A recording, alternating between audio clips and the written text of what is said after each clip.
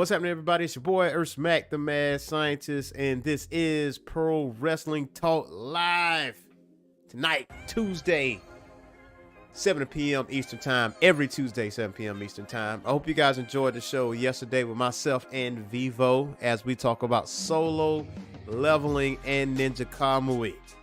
And today we just talking about all things pro wrestling and pro wrestling news.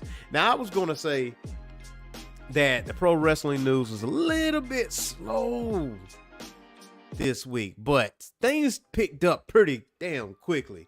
I mean, WrestleMania is fastly approaching, but before we get to WrestleMania, there is Elimination Chamber, which is Saturday in Perth, Australia. Because if it's in Australia, that means it's going to be early here in the US. So that is the last stop before WrestleMania. You got to get all the ducks in a row, line up all the matches together, because after Elimination Chamber, everything will be set in motion and the stories will be told up until WrestleMania. But before we get into that, and before we get into Drew McIntyre, his resurgence, as you saw on the thumbnail, we got to talk about someone I haven't heard of in a long time. And last time I seen this cat, I seen him in WCW Saturday Night, and he was with Paul Orndorff, and his name is Pretty Paul Roma. Like, I don't know what happened to this cat, but recently he was on News Nation, and he had a few choice words for the WWE as far as Vince McMahon is concerned. Now, allegedly, Vince McMahon has sexual misconduct allegations against him, and which forced him to step down from the WWE. So this is honestly the first WrestleMania that does not have any McMahon present, which is odd to say because this is WrestleMania 40, right?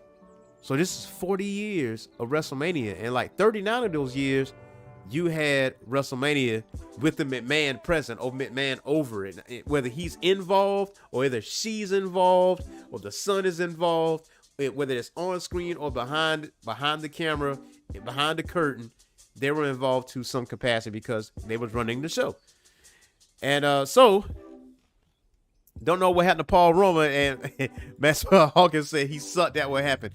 I don't think Paul Roma sucked as a wrestler. I really don't think that. I think he got a bad shape, because I was actually a fan of Paul Roma. But that's not what I brought you here for. I brought you here because he spoke out on what is going on with the WWE and Vince McMahon and all this. To quote him, that asked him about the sexual misconduct stories that he heard over the years. And he said, and I quote, "It was pretty regular. You heard it on a regular basis for the most part. Then you wouldn't hear it for a while. Then it would come full circle. But it wasn't so much as Vince as it was people that he had surrounding him. You talk about an industry where you have young, good-looking, well-built men, pause, in the ring, half naked, 3/4 naked, actually, and left the door open. He had a lot of people around him, vice presidents and bookers, that were very much into that. And they put you in a really bad situation, especially once you start making some money and you kind of get comfortable with that. And then you find out that your job is on the line. Either do it or get fired." And I witnessed quite a few that walked away. So not only Jamel Grant is the one that's speaking out on this, Paul Roma said it in a roundabout way. He didn't necessarily say that he was propositioned, but he's seen other men in the locker room get propositioned by higher ups from back in the day. Now, before WCW, Paul Roma was with WWE. And and what I remember of him, Paul Roma, is that just like Max said, he was pushed as a horseman and couldn't cut it. Listen, he was actually decent as a horseman, man. The moment I saw him turn on Eric Watts on WCW Saturday Night, I had that VHS tape. I have it somewhere around. And I'm like, oh, man, Paul Roma might be the guy, man. He had the look. He really had the look. And he could do some things. But either way, he saw Basketball. I mean, he had to look to be a superstar, honestly. But, you know, if you really think about it, how many wrestlers that we knew that had like a certain look about them but couldn't wrestle, but still was the main event person? Like, we've seen it over the years. We've seen it for decades, right? But that's neither here or there. But Paul Roma says, yes, he's seen that before. Like, this is very alarming. And for what I understand from Jamel Grant, you know, because a lot of people might say, oh, yeah, if you pay her, it's cool. I don't think money is the only thing that she wants. I think she really want to rake Vince McMahon through the coals. I think she wants to expose everyone when it's all said and done. Like, I don't think a settlement is going to cut it with Jamel Grant, because she put out court documents and everything else. And, you know, I lost my train of thought with the allegations, with the court documents and everything else, and the NDA not being honored. You know, that kind of leaves the door wide open. And so with all this stuff out there, it seems like this is not going away. It seems like there's more news coming out about this. You got other wrestlers talking about this, former wrestlers, Paul Roma. And I mean, he really don't have a dog in the fight, because, you know, Paul Roma just disappeared. Like, he just off the face of the planet. I haven't seen him in years. I know you haven't seen him in years, decades for that matter. And he goes on News Nation. He says, yes, I have seen this. But in the locker room, you can't say nothing because you're going to get fired. You're going to lose your check. You know, you're going to lose your way of life or your way of living. And, you know, he goes on to say that, you know, any of the performers that had to deal with something like this from them years ago, they don't want to like uncover that now, because they have kids, they have wives, they don't want to put their families through that situation of all that, you know, litigation and getting a lawyer and getting on the stand and reliving those moments. Like, according to Paul Roma, allegedly, this is allegation still, allegedly, you know, they want to keep this thing buried. They don't want to uncover any memories whatsoever. Maxwell Hawkins says that he's done other interviews and nothing good to say about the business. I mean, it is what it is at that point. You know, it is what it is. I mean, some people may look at, you know, some performers that didn't quite make it and say, hey, you know, these people are jaded and they just want to ruin the business for everybody. But I mean, I think that's an easy cop out. Now, I'm not saying that there's any truth or there's any lie to what Paul Roma is saying, but these allegations is pretty extreme. And honestly and truly, considering how we know Vince McMahon to be and how weird he is, or how many stories on how weird he is, it's kind of hard to defend it. And if Jamel Grant push through with this, and she doesn't want a settlement, and she wants to take this thing all the way through to the finish line, it's going to be more names uncovered besides Vince McMahon. Way more names. Because in those court documents, it's people that's not nameless. I mean, that's nameless. Other than Brock Lesnar, because we put two and two together on that standpoint. And, you know, WWE is slowly and methodically erasing the memory of Brock Lesnar. Like, he's not on the intro video whenever wrestling comes on now. You know, he got replaced by LA Knight. So it's gonna be one of them situations where he's not highlighted, or kind of like Chris Benoit. Chris Benoit is not highlighted on the WWE network, but you go to a certain pay-per-view where he's on it, you will see that. But you're not gonna WWE's not gonna go out their way to say, hey guys, here's Brock Lesnar, here's all of his best matches. They're not gonna do that anymore. I mean, that's it for Brock Lesnar until something comes out positive, you know, about him, saying like, hey, whatever allegations that was up against Brock Lesnar comes out not to be true, then this is what it's going to be. Because you got to keep that same energy. Like, You treated Enzo Amore the same way. Even after the fact that you found out that he was not guilty at all and he was innocent, you got to keep that same energy. If the head guy is getting accused of something, keep the same energy. And they did. I can't say nothing more, nothing less about it. But I don't think Paul Roma is the last person they're going to speak out. I think other performers or former performers are going to speak out. Bret Hart is disgusted by the situation, and him and Vince got a tumultuous relationship. So, Bret gonna tell him. I'm gonna tell you, like, if he feels a certain way about you, he's gonna tell how he feels about you. And y'all need to get his autobiography, by the way, Bret Hart. Bye. So that's it for Paul Roma. Now the next topic up is Jimmy and Jey Uso. Is it happening? And as we saw last night, Jey Uso was this close of winning the Intercontinental title from Gunther, and it was a one-on-one fight. But Jimmy Uso slides in with some interference and costs Jey Uso the Intercontinental title opportunity. Because before this match even began, like before this was even a thing, we was trying to figure out how Jimmy and Jey Uso is going to make it to WrestleMania, because they haven't interacted with each other, directly, just one-on-one.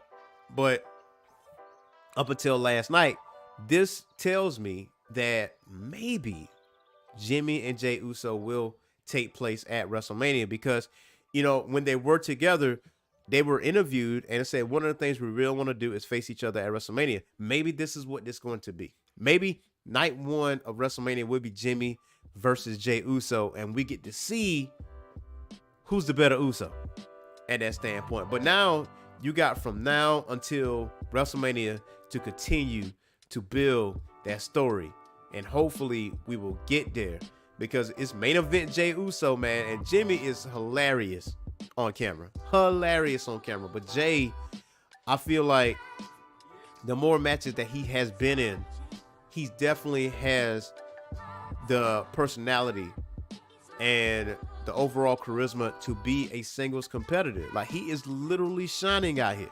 He is shining out here on Monday Night Raw.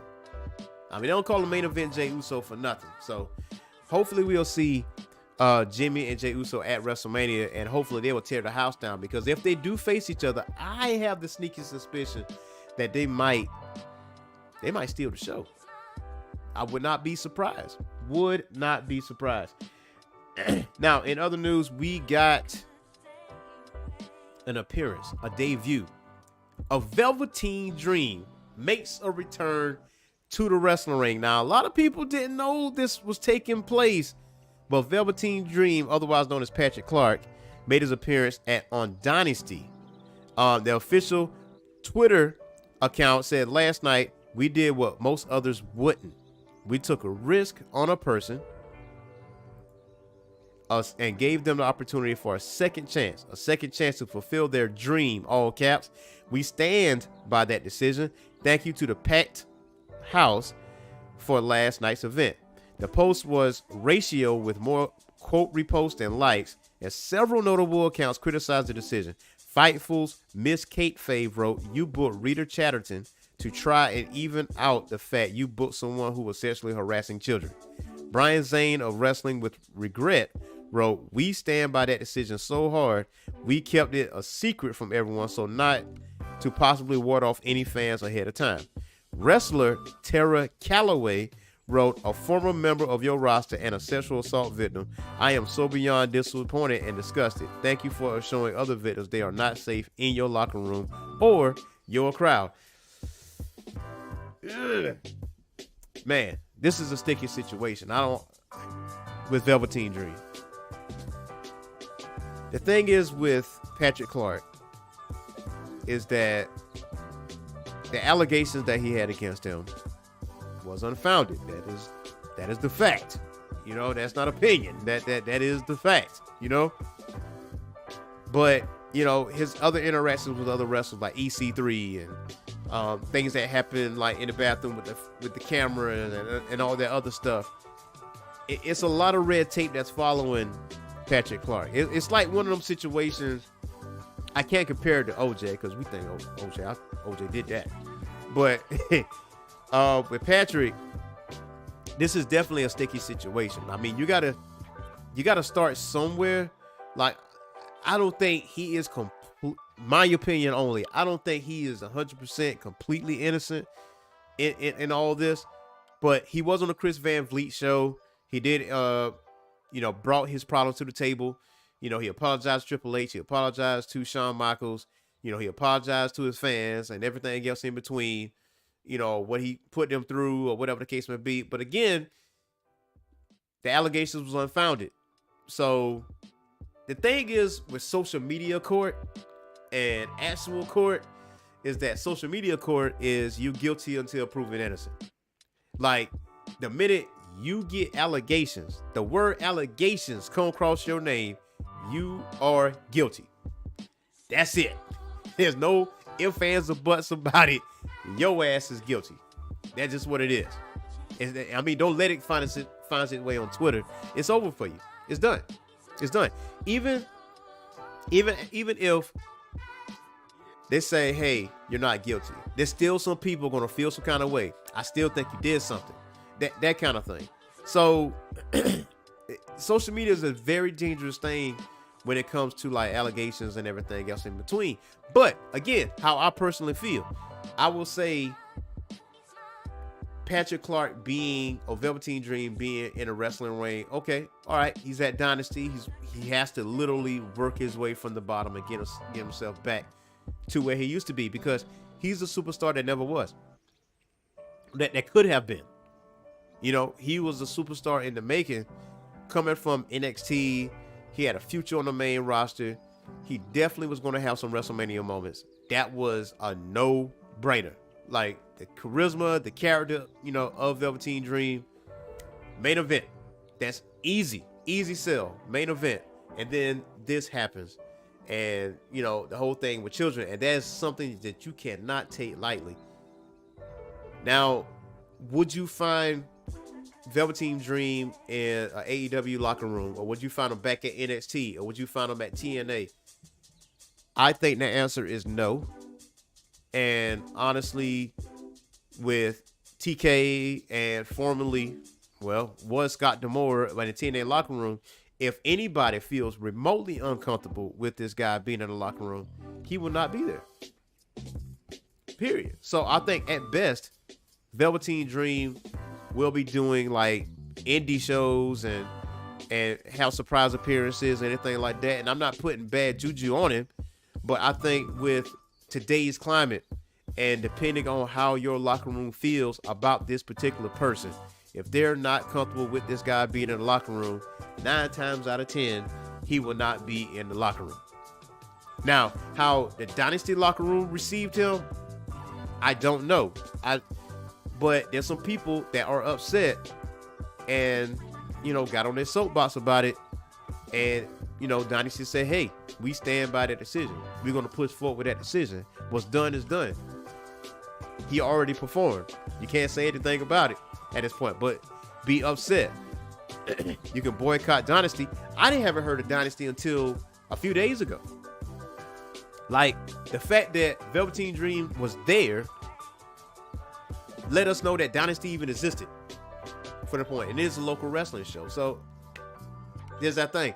And before we go even further, do not forget, hit that like button, because the more likes we get, it spreads that out, spreads the wealth. And do not forget to comment on our live show. If you have any questions for me, for the pro wrestling world, I will gladly answer those questions to the best of my ability. Mark Scott says that I'm thinking WWE will watch his moves over the next few months. I think so too. I think they're going to watch it really closely. But again, considering what just happened with WWE, considering what's going on with Vince McMahon, who's no longer affiliated with WWE, they're definitely going to look at that with 2 magnifying glasses. How the locker room feels about him. How the women feel about him. Whatever the case may be. It's definitely microscope vibes. You know what I'm saying? Definitely microscope fine tooth comb type of situation. But him showing up at AEW, whoever brought that up, because I looked at it on Twitter, nah, that's not happening.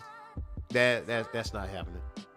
I can't see it happening at all. But as far as his career goes, I haven't watched his match or his debut. It just made some waves on the internet that, he made his debut. And Mark says, side note, was Velveteen actually guilty of something? I never knew all the facts with this situation. Well, he got accused of sexual misconduct with a minor. Not like touching him, but, like inappropriate pictures and stuff like that. But he was not found guilty. Like, the allegations were unfounded at that point. So, and that goes back to with what I'm saying with these allegations on social media, man. You're guilty until proven innocent. That's, phew, you got to work your way from the bottom up, and that's where Velveteen Dream is. Unfortunately, that's where he's at. I don't know anything further. I know EC3 have issues with him. Like, they was at a party and Velveteen was like, had a camera like filming them in the bathroom or whatever the case may be. Like, there's some other accusations out there too. EC3 don't too much care for the cat. So, you kind of know accusations, false accusations. But only time will tell, man. Only time will tell when it comes to Velveteen Dream. But now moving on, someone asked the question, why Jade Cargill is not in the Elimination Chamber? That's easy. So my thing is, would you rather have Jade Cargill go in Elimination Chamber to get pinned after a stupendous showing at the Royal Rumble? Would you have her get pinned? The answer would be no, because at that point you're not helping the character. You know what I'm saying? You're not helping the character of Jade Cargill, because she's going to get pinned. Like, that's just what it is.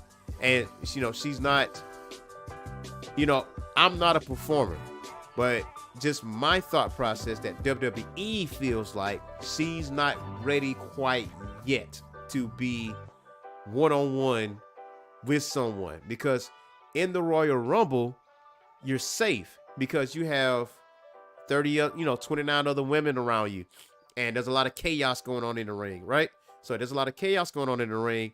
You're not necessarily doing technical moves. You're not doing like holds and grabs and all this other stuff. You're not doing all that stuff. Like, you're trying to get somebody over the top rope. Like, you can easily mask what's going on, and you can show feats of strength and everything else in between.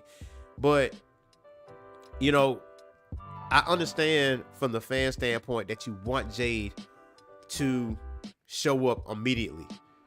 But for me, I will say I'd rather her show up when she's 100% ready. Because when she have her first debut match one-on-one with someone, that's going to be telling. That's going to tell the story. And I'd rather not have her show up at WrestleMania and have her first one-on-one match at WrestleMania for the WWE, because that's an easy pass or fail. Because if she don't perform in the ring well, everybody gonna look at it like it's a bust. And Jay doesn't deserve that. Not in the least. And a lot of people say, oh, well, when she was with AEW fumbled the bag. Like, how did they really fumble the bag? How did they really do that? Because they offered her more money, and she said, nah, I want to go perform for WWE. It's a business. It is what it is. Like, she went undefeated from day one. She only lost one match, and that was her last match in AEW. And WWE bought Jade Cargill as a package, like the package that was created in AEW. So the AEW truly fumbled the bag? Nah, they didn't fumble the bag. But I will, as a true fan of Jade Cargill, I want her to be absolutely good and ready to be one-on-one, because when she goes off, you got to put the rocket pack on her and just shoot her to the moon. because that's what's going to happen. You know, a lot of dream matches out here. Her and Rhea Ripley, her and Bianca Belair, you know, her and Becky Lynch, her and Charlotte Flair, especially. Yeah, man, there's a lot of dream matches out here. There's a lot of Nia Jax, a lot of dream matches. So be patient. That's all I ask. Be patient with Jade Cargill. I mean, she will make her debut soon enough. Maybe the Monday Night Raw after WrestleMania. Maybe that's the time to push it. But just be patient. And last but not least, man, let's talk about Drew McIntyre cooking with momentum. Maybe CM Punk being injured. Now, I don't wish injury on no one. Let me say that. I don't wish injury on no one. But maybe CM Punk being injured is a blessing in disguise, because this personality of Drew McIntyre is hilarious. The player hater in Drew McIntyre is hilarious. The memes that this man put out, hilarious. Him at the player haters ball, the most hilarious meme from him I ever seen. You know what I'm saying? Like, this right here is golden Drew McIntyre. And he is having so much fun with this character, being a hater. And honestly and truly, I definitely see him and Seth Rollins going at it one more time at WrestleMania, because Drew McIntyre is really making a case for himself to be at WrestleMania to face Seth Rollins and become the World Heavyweight Champion. He's making a very strong case for that. His personality is shining through. It's almost like he hit another gear. It's almost like Drew McIntyre had this personality the whole entire time, but, you know, you just couldn't, for some reason, it couldn't show itself. But now it's showing itself. Like, he's hilarious, but he's a heel at the same time, right? So with this momentum that he has, you see him face Cody Rhodes last night and actually defeats Cody Rhodes, albeit, you know, interference and everything else in between, but whatever with that, he got the dub. And now he's in Elimination Chamber fighting for an opportunity to face Seth Rollins at WrestleMania, which I feel like he's going to win. I feel like Drew McIntyre is going to win. Now, LA Knight is in the Elimination Chamber as well. And, you know, it was my speculation that he faced Logan Paul for United States title and beat Logan Paul's ass at WrestleMania. Now, I feel like that might steal the show, because, you know, a lot of people have been clamoring. A lot of people have been asking, can we put a gold belt around LA Knight? You know what I mean? Like, hey. But, you know, we got Kevin Owens hanging out there. You know, where's AJ Styles? Where's AJ Styles? I mean, he was just in a World Heavyweight title match. You know, he lost, but not singles, but, you know, he lost the Fatal 4-Ways, whatever. And then you got Randy Orton in there. So there's a lot of missing parts for WrestleMania, because the only things that we have been focusing on is The Rock, Roman Reigns, Cody Rhodes, and to a lesser extent, Seth Rollins, and slowly getting more up there, Drew McIntyre. So those are the only matches that we were really, really concerned about. But now, once Elimination Chamber is over with, we will definitely know who's going to face who, what fuse is going to start, and how this thing is going to play out. Because my estimation is that Becky Lynch is going to win the Elimination Chamber for the women, and she go face Rhea Ripley. And I feel like Rhea Ripley and Becky Lynch may main event WrestleMania. It has a opportunity to main event WrestleMania. Even though I feel like Bayley should main event WrestleMania. I feel like, because she's rightfully deserving of that. You know what I'm saying? Like, Sasha Banks, main event WrestleMania. Charlotte Flair, main event WrestleMania. Becky Lynch, main event WrestleMania. The only 4 horsewoman that has not main event WrestleMania is Bayley. And I feel like she rightfully deserves that opportunity to main event WrestleMania and win at WrestleMania. Will it happen? I don't know. I really don't know. But I think that'd be a nice That'd be a nice thing for Bayley. And hey, man, roll out the red carpet for Bayley. You know what I'm saying? Roll out the red carpet for her. Give her a live band for her entrance. Like, just give her everything that she rightfully deserves, because Bayley deserves it all. Now, going back to Drew McIntyre. Now, with Drew McIntyre, his contract will be up in a few months. All right, and I'm pretty sure with this momentum that he has and the case that he's making for himself, WWE is going to make him an offer. I mean, that's just a no-brainer. They're going to make this man an offer. I mean, this man has been the working champion through COVID and everything else in between. So it's like, you got to give him a shot. Now, would I like to see Drew McIntyre in the G1 Supercard for New Japan? Yes. Yes. I would love to see him there. Love to see him in New Japan doing his thing, because I feel like he would excel there as well. And, you know, branch out, do a little something, because, hey, you Drew McIntyre. It's not like you can't come back to the WWE once you're done doing what you're doing. You know, and a lot of people might think, hey, Erskmac, maybe you want him to go to AEW. Not so much. New Japan, G1, the G1 Supercard. You know, be in a G1 tournament. See what you got out there in the G1 tournament. That's like one of the best tournaments in pro wrestling anyway. Go see what you got out there. And while we're on the subject of AEW, AEW Revolution is next month, and Sting's very last match of his career is at AEW Revolution, where himself and Darby Allin are the World Tag Team Champions, as they're going to take on a newly healed HEEL Young Bucks. And this version of Young Bucks is very, very interesting. Very interesting. And they're really leaning into the immature EVP set of it, you know, and I think it stems from, you know, the CM Punk deal, you know, a Brawl Out, but they're leaning into that.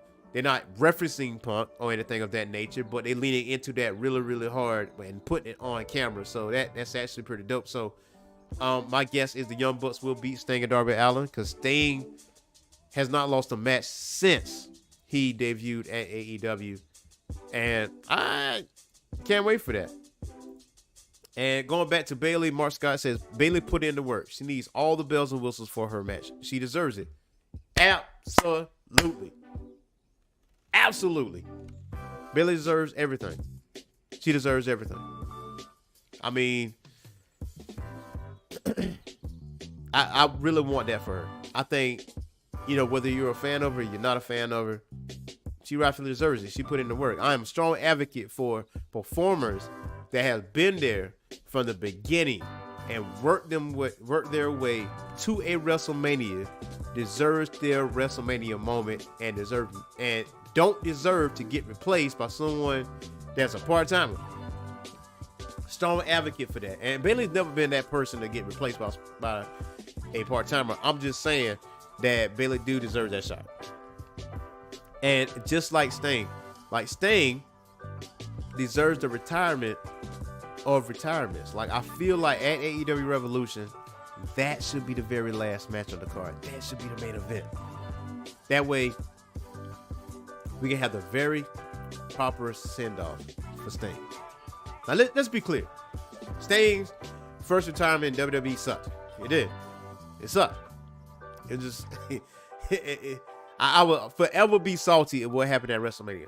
Forever be salty at that. But one thing is for sure, that AEW has treated their talent, the veteran talent, with respect, and mainly because Sting. And Sting has been treated very fairly. He don't wrestle every week, and when he does wrestle, it is an attraction. He will dive off the balcony. This man is in the 60s. You understand? This man is in the 60s. he's in the 60s diving off of shit. But we will definitely see what will happen at AEW Revolution. And definitely we will see what happens at Elimination Chamber. Because Elimination Chamber will definitely set the tone for everything leading up to WrestleMania. Jimmy versus Jey Uso, hopefully. Gunther versus someone that's willing to take that title for him. I'm hoping for Chad Gable, right? I need some Chad Gable. Let Chad Gable be the one to take out Gunther, man, because those matches are top notch, top tier stuff. But check it. That is the show for today. I hope you guys had an awesome Tuesday. Hope we had an awesome Monday, and we will be back on Thursday at 7 p.m. Myself and Boogie Glens. Do not forget to hit that like and subscribe button and that notification bell. That way you get notified on all of our shows. And check out our other shows from the past, recordings and live shows. So until next time, y'all. Peace out.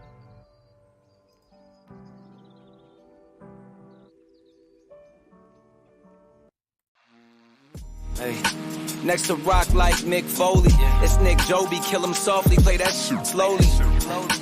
On the keys like Tony, throwing subs, they get toasted. About my bread like a hoagie. This beat ice cold, look how I ride the Zamboni. I feel like old Tony, good anywhere you throw me. She eat a Chobani, cause her body getting bony. Late night, heavy scrolling, vape light, heavy smoking. We got our healthy habits, we been already growing. It's like we drowning in them, it seems the levee's broken. But it's not too late to change them. And refrain from being slaves to the vices that encage them. I'm writing on this page like I'm throwing hands with Satan. Don't run from all the